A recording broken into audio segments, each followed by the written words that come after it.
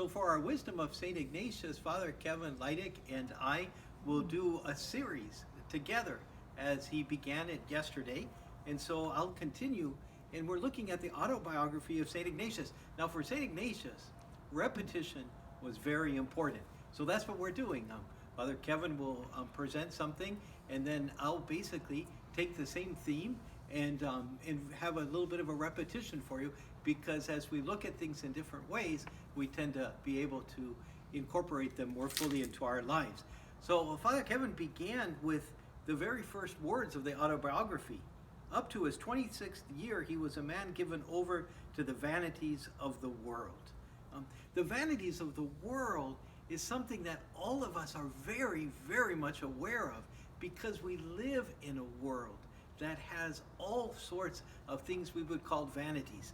The entertainment, the ability to access almost anything on the internet, all the commercials and the advertisements that try to sell us things that we simply don't need, and all sorts of other ways that we are encouraged to put ourselves first.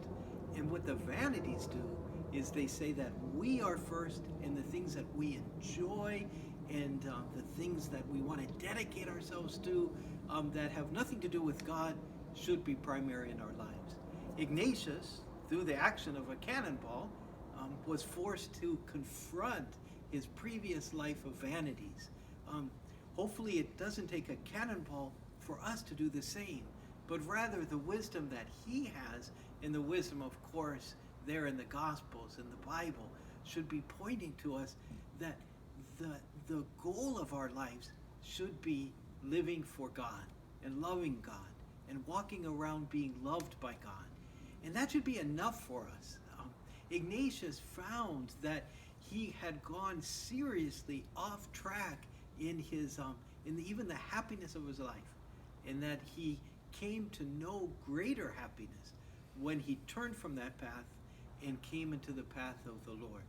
And I think the Lord asks nothing of us that won't ultimately make us a lot happier, because vanities only create more vanities, whereas the love of God draws us deeper into an eternal and glorious relationship that fills us with greater peace and tranquility. And so, as we begin the autobiography, we are challenged to move away from vanities and come closer to the God who loves us into creation. And that's the wisdom of Ignatius for today.